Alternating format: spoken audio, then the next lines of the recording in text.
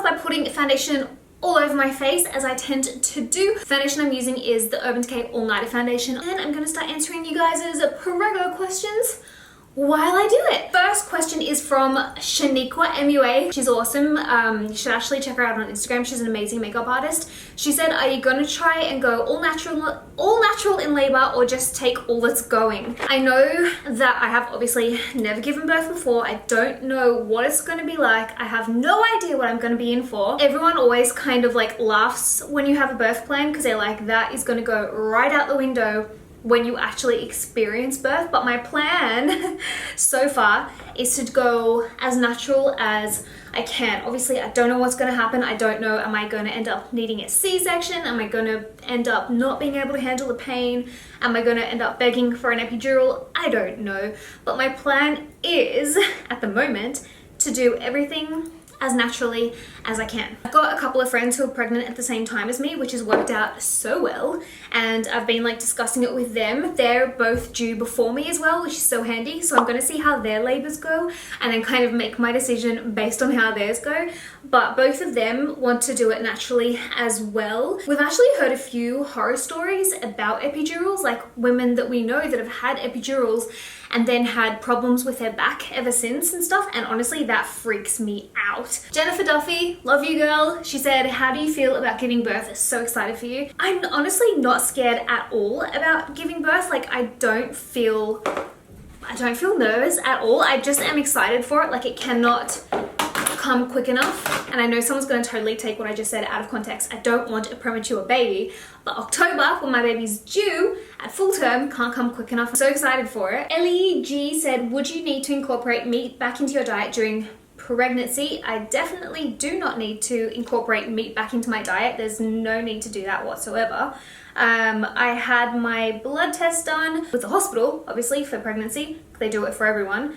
And my levels for absolutely everything, including iron, including B12, are all completely perfect. So everything is perfectly good. I don't need to eat meat. I get loads of iron in my diet anyway because I eat loads of leafy greens. I have loads of legumes like kidney beans and stuff. That's how I get my iron, and it works really well for me. Lamb Raptor said, I got stretch marks with both pregnancies. Do you dread them, embrace them, or both? To be honest, like I don't have a massive opinion on stretch marks. I don't really have any on me in general yet. So like until I actually experience them, I probably won't actually have a full-on opinion on them. I definitely don't dread them. Like if I get them, I get them, and that'll be fine. Like I grew a human, like it doesn't really compare to that, you know? But I'm also trying to keep my skin like as moisturized and supple as possible so that it can stretch easier. In fact, I should probably show you guys what I'm using to prevent stretch marks. I'll go and get it. So this is what I'm using. This is the Trilogy Body Care Pure Plant Body Oil, all over nourishment with rosehip, sweet almond, and apricot oil. So it's like a natural body oil. I keep it in the shower because I'm so lazy. I know that once I get out of the shower, I want to get dry and straight into my pajamas. Like I don't have this like whole pamper routine. I hate doing it. I'm too lazy for that. So I keep this in the shower, and I have like a mitt in the shower. And once I've like washed myself and everything, just before I turn the water off, I put like some drops of oil on the mitt and then put it all over my boobs, all over my bump, all over my bum. And because oil is not water soluble, it doesn't actually wash off in the shower. So it's really handy. And then my moisturizing is done and I can get out of the shower, get dry, stay warm. Bob's your uncle. I should mention here, guys, if you do my method of putting your oil on in the shower, be extremely careful getting in and out of the shower, because obviously oil is slippery and it will make your shower floor very slippery, and you do not want to be falling over in the shower, especially if you are pregnant. So I just make sure that I clean my shower like really, really often. I spray it down. I get rid of all the oil so that my shower doesn't become like scummy and doesn't be slippery, but I also take a lot of care when getting in and out of the shower. So I got this from Cloud10 Beauty. Oh my god, I'm like shaking water all over myself. I got this from Cloud10 Beauty. They're an online website and they ship everywhere, including Ireland. And I do also have a discount code for Cloud10. It's Stephanie15, and I believe it gets you 15% off everything on Cloud10. So that's handy. I'll link this down below for you guys. It's really good. And the reason I'm using this to prevent stretch marks over like any body butters or anything like that is because, number one, body butters take more effort, can't be asked with that, and because this is all completely natural. Like it is just sweet almond oil, apricot oil, and rosehip oil. So it's just a mixture of 3 oils, no chemicals, no dodgy ingredients. It's vegan and cruelty free, so extremely good. And because I ran downstairs to get this, I figured I'd show you this as well. This is what I've been using on my face recently. I've been using the Emma Hardy Moringa Cleansing Balm on my face to remove my makeup and cleanse my skin, and oh my goodness, guys, this stuff is heaven for your skin. I'll link that down below for you too. Guys, I don't know how so many like people on YouTube talk and do their makeup at the same time. I find it so difficult. I feel like I'm going to be here for hours. Okay, I'm going to get started on my eyes.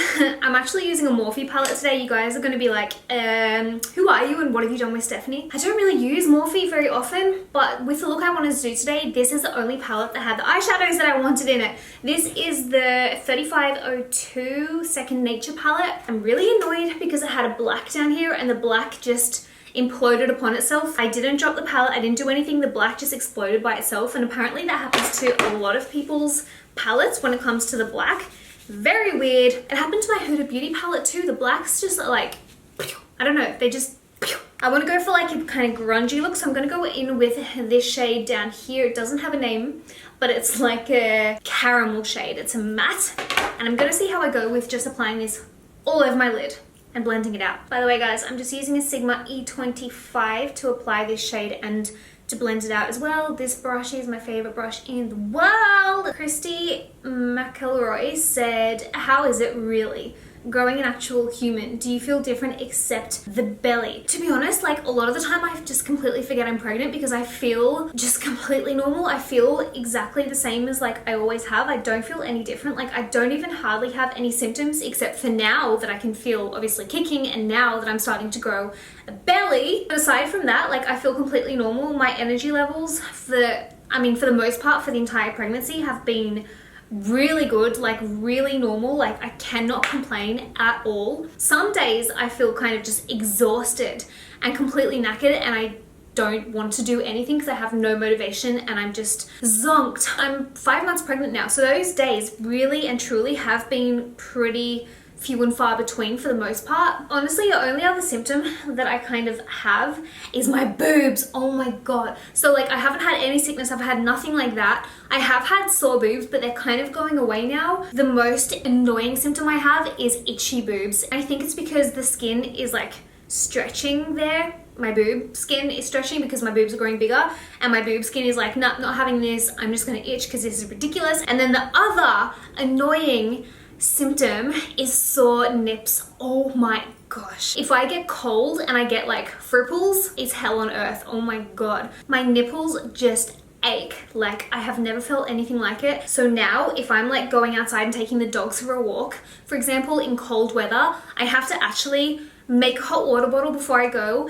and like stick it up on my boobs and then do my jacket up around it and hold the hot water bottle there to prevent my nipples getting cold, because the pain if my nipples get cold is just horrible. It's so sore. Okay, Coley_NI says, do you still do the whole date night stuff and sexy time with Darren now that you're pregnant? Hope my mom is not watching this video. To be honest, we never really did date night. Like dates aren't our thing. Like I don't think we've ever really been on a date, but I do wholeheartedly think it's extremely important to keep your relationship alive, like the intimacy and the sexy time alive in the relationship, even when you are pregnant. I mean, it was sexy time that got me pregnant in the first place. Palamita1124 said, have you thought about what diapers you will use? Yes, I am definitely going to be using like cloth diapers. I was cloth diapered. We actually say nappies in Australia. My mum used cloth nappies like on me and my sister, you know, like the real old school cloth nappies that are literally like a big square piece of cloth and you like fold it and then pin it on the baby.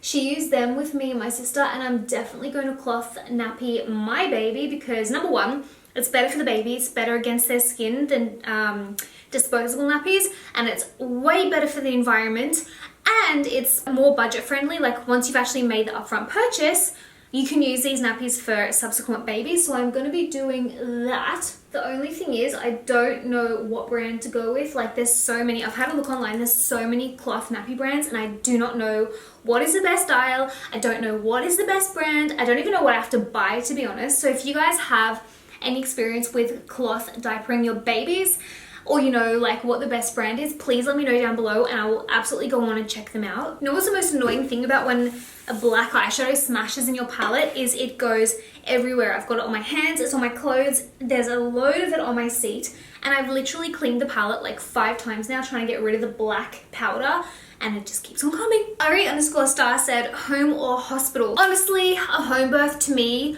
would be ideal. I love the idea of a home birth. I hate hospitals in general. They give me the creeps. So a home birth is what I would love to have. However, with my first baby, being a bit of a hypochondriac, I think I'd be better off in a hospital, so I am going to go to the hospital to have this baby. Well, that's the plan anyway. The hospital is 40 minutes from my house on a good day with no traffic. But in saying that, I think with like my future children that I have, depending on how this birth goes, I would probably try and then have like a water birth at home with my next children, once I kind of know what to expect a little bit more. So that is the end of my little pregnancy Q&A. If you guys have any more questions that I didn't answer in this video, feel free to leave them in the comments down below and I'll do my best to reply to you. Thanks so much for watching, guys. I love you guys and I'll see you in my next video. Bye.